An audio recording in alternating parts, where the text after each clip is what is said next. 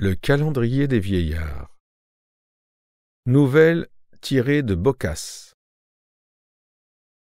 Plus d'une fois, je me suis étonné que ce qui fait la paix du mariage en est le point le moins considéré lorsque l'on met une fille en ménage. Les pères et mères ont pour objet le bien. Tout le surplus, ils le comptent pour rien.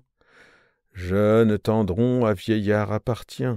Et cependant, je vois qu'ils se soucient d'avoir chevaux à leur char attelé de même taille, et même chiens couplés, ainsi des bœufs qui, de force pareille, sont toujours pris, car ce serait merveille si, sans cela, la charrue allait bien. Comment pourrait celle du mariage ne mal aller, étant un attelage qui, bien souvent, ne se rapporte en rien? J'en vas conter un exemple notable. On sait qui fut Richard de Quinzica, qui maintes fêtes à sa femme alléga, maintes vigiles et maints jours fériables, et du devoir crut s'échapper par là. Très lourdement il errait en cela.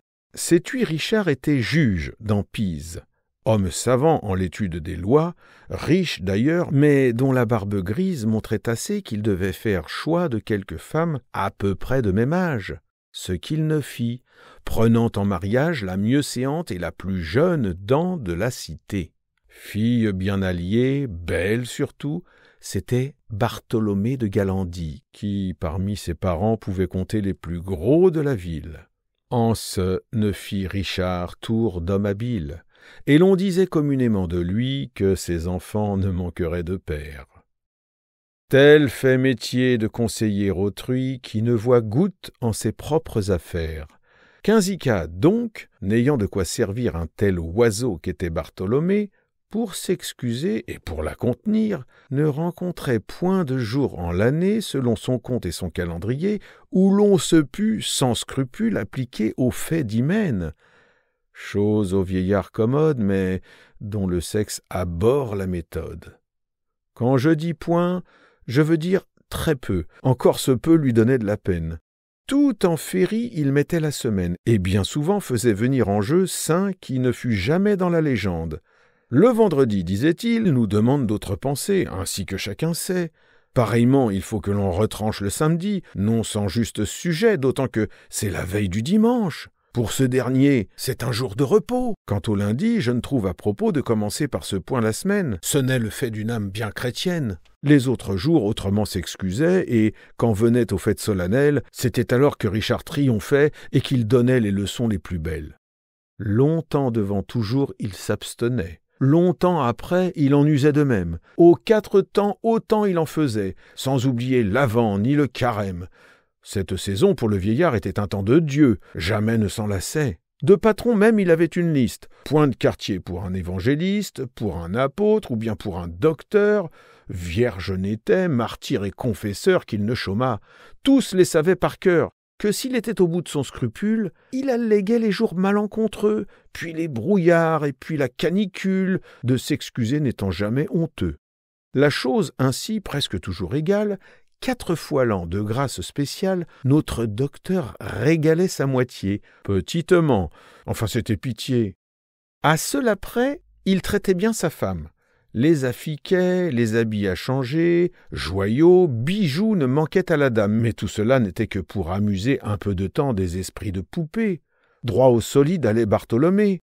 Son seul plaisir, dans la belle saison, c'était d'aller à certaines maisons que son mari possédait sur la côte. Ils y couchaient tous les 8 jours sans faute.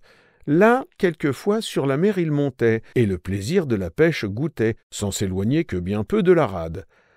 Arrive donc qu'un jour de promenade, Bartholomé et Messer le docteur prennent chacun une barque à pêcheurs, sortent sur mer. Ils avaient fait gageur à qui des deux aurait plus de bonheur et trouverait la meilleure aventure dedans sa pêche, et n'avaient avec eux, dans chaque barque en tout, qu'un homme ou 2. Certain corsaire aperçut la chaloupe de notre épouse, et vint avec sa troupe fondre dessus, l'emmena bien et beau.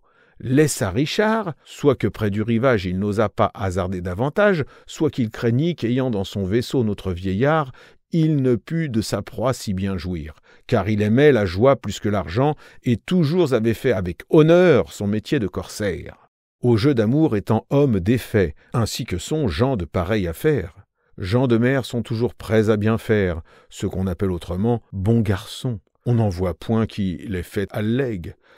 Or tel était celui dont nous parlons, ayant pour nom Pagamin de Monègue.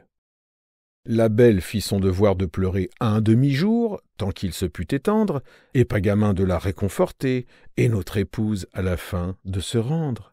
Il la gagna, bien savait son métier. Amour s'en mit, Amour ce bon apôtre, 10 000 fois plus corsaire que l'autre, vivant de rapt, faisant peu de quartier.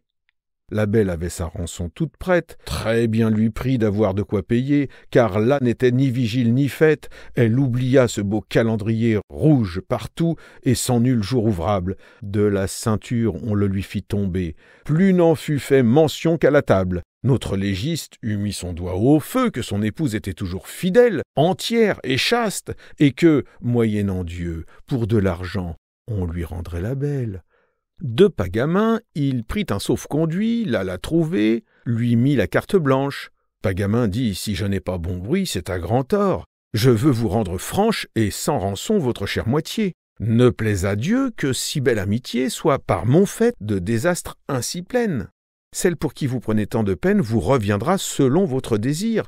Je ne veux point vous vendre ce plaisir. Faites-moi voir seulement qu'elle est vôtre. Car si j'allais vous en rendre quelque autre, comme il m'en tombe assez entre les mains, ce me serait une espèce de blâme. Ces jours passés, je pris certaine dame dont les cheveux sont quelque peu châtains, grande de taille, en bon point, jeune et fraîche. Si cette belle, après vous avoir vu, dit être à vous, c'est autant de conclu. Reprenez-la, rien ne vous en empêche. Richard reprit « Vous parlez sagement, et me traitez trop généreusement. De son métier, il faut que chacun vive. Mettez un prix à la pauvre captive, je le paierai content, sans hésiter. Le compliment n'est ici nécessaire. Voilà ma bourse, il ne faut que compter. Ne me traitez que comme on pourrait faire en pareil cas l'homme le moins connu. Serait-il dit que vous m'eussiez vaincu d'honnêteté ? Non sera, sur mon âme, vous le verrez, car, quant à cette dame, ne doutez point qu'elle ne soit à moi. Je ne veux pas que vous m'ajoutiez foi, mais au baiser que de la pauvre femme je recevrai, ne craignant qu'un seul point, c'est qu'à me voir, de joie elle ne meure. On fait venir l'épouse tout à l'heure qui, froidement, et ne s'émouvant point, devant ses yeux voit son mari paraître, sans témoigner seulement le connaître, non plus qu'un homme arrivé du Pérou. « Voyez, dit-il, la pauvrette est honteuse devant les gens, et sa joie amoureuse n'ose éclater.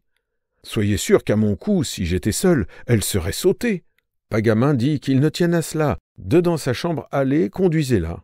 Ce qui fut fait. Et, la chambre fermée, Richard commence. « Hé, là, Bartholomé, comme tu fais, je suis ton quinzica, toujours le même à l'endroit de sa femme. Regarde-moi, trouves-tu, ma chère âme, en mon visage un si grand changement? C'est la douleur de ton enlèvement qui me rend telle, et toi seul en es cause. T'ai-je jamais refusé nulle chose, soit pour ton jeu, soit pour tes vêtements? En est-il quelqu'une de plus brave? De ton vouloir ne me rendais-je esclave? Tu le seras, étant avec ces gens. Et ton honneur, que crois-tu qu'il devienne? » « Ce qu'il pourra, répondit brusquement Bartholomé. Est-il temps maintenant d'en avoir soin? S'en est-on mis en peine, quand, malgré moi, l'on m'a jointe avec vous? Vous, vieux peinard, moi, fille jeune et drue, qui méritais d'être un peu mieux pourvue et de goûter ce qui mène à de doux. Pour cet effet, j'étais assez aimable, et me trouvais aussi digne, entre nous, de ces plaisirs que j'en étais capable. Or est le cas allé d'autre façon. J'ai pris Marie qui, pour toute chanson, n'a jamais eu que ses jours de féerie, mais Pagamin, sitôt qu'il m'eut ravi, me sut donner bien une autre leçon. J'ai plus appris des choses de la vie depuis 2 jours qu'en 4 ans avec vous. Laissez-moi donc, monsieur mon cher époux, sur mon retour n'insister davantage. Calendriers ne sont point en usage chez Pagamin, je vous en avertis. Vous et les miens avez mérité pis. Vous, pour avoir mal mesuré vos forces en m'épousant. Eux, pour s'être mépris, en préférant les légères amorces de quelques biens à cet autre point-là. Mais Pagamin pour tout s'y pourvoira. Il ne sait loi, ni digeste, ni code, et cependant, très bonne est sa méthode. De ce matin, lui-même il vous dira du quart en sus comme la chose en va. Un tel aveu vous surprend et vous touche, mais faire ici de la petite bouche ne sert de rien. L'on n'en croira pas moins. Et puisqu'enfin nous voici sans témoin, adieu vous dit, vous et vos jours de fête. Je suis de chair, les habits n'y font rien. Vous savez bien, monsieur, qu'entre la tête et le talon, d'autres affaires sont. Attends se tut.